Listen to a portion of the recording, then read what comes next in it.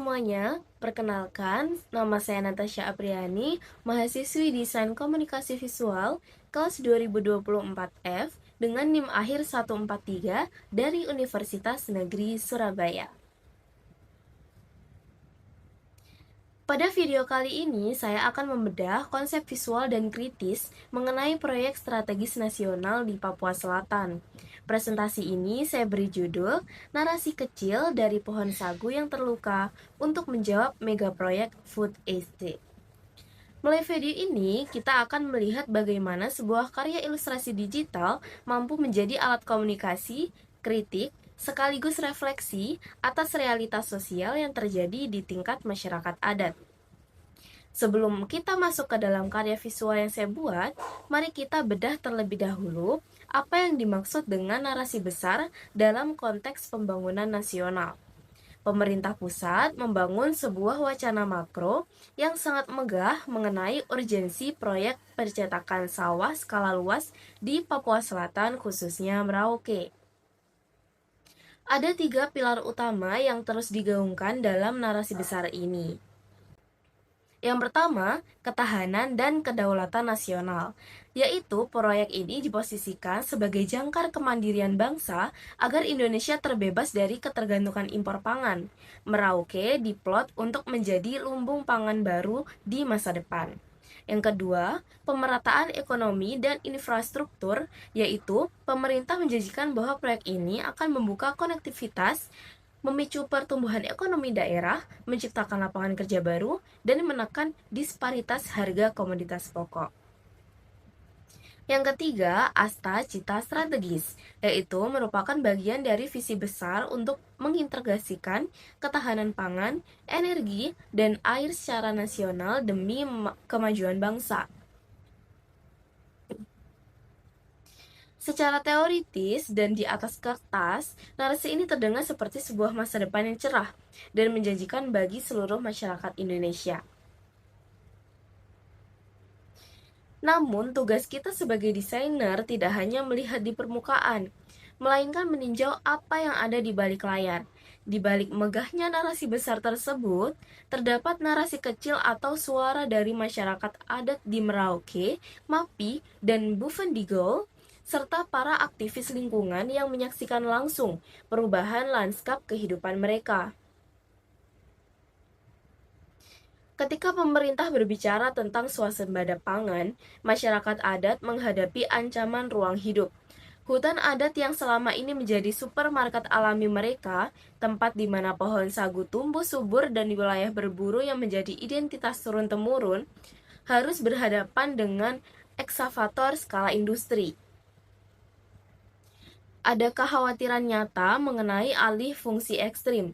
Lahan gambut dan rawa terancam rusak, bahkan memicu kekhawatiran bahwa proyek sawah ini nantinya bertransformasi menjadi perkebunan kelapa sawit yang merusak ekosistem.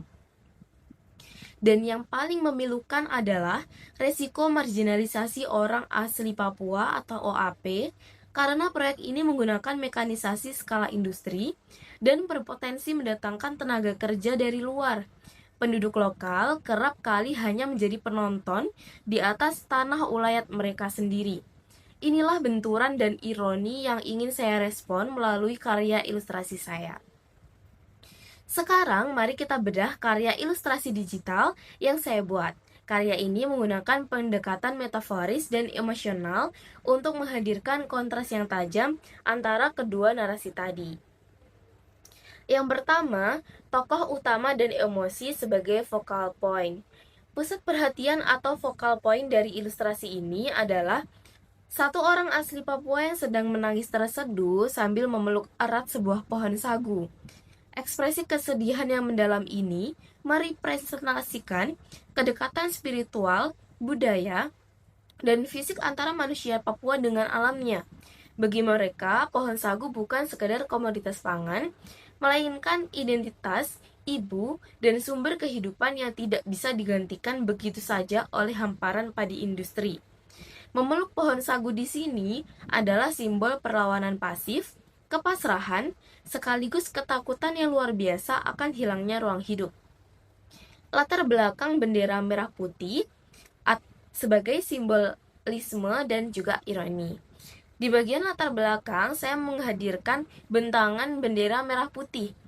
Penempatan bendera ini membuat sebuah ironi dan dialog visual yang mendalam, di mana merah putih melambangkan kehadiran negara, kekuasaan makro, dan legalitas pembangunan nasional.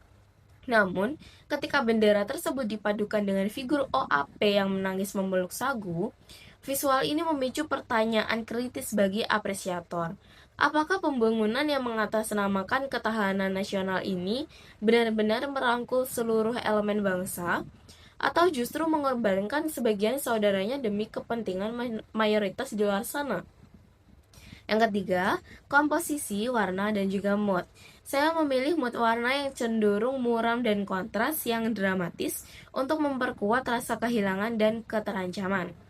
Komposisinya vertikal atau portrait sengaja dibuat agar pohon sagu dan bendera merah memberi kesan tekanan visual yang masif terhadap figur manusia kecil di bawahnya, menggambarkan betapa raksasnya narasi besar menindih narasi kecil masyarakat adat. Melalui karya ini saya ingin menyimpulkan bahwa desain komunikasi visual bukan sekadar estetika gambar yang indah di atas kertas. DKV adalah medium komunikasi yang kuat untuk merekam zaman, menyuarakan yang tak terdengar, dan menjadi jawaban kritis terhadap kebijakan makro yang timpang.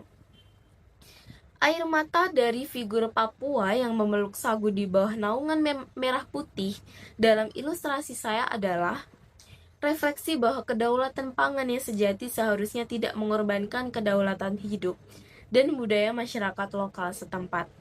Pembangunannya harus memanusiakan manusia, bukan memarginalkannya. Demikian presentasi ujian akhir semester saya untuk mata kuliah tinjauan visual. Mohon maaf atas segala kekurangan dalam penyampaian maupun visualisasi karya. Terima kasih banyak atas perhatiannya dan see you!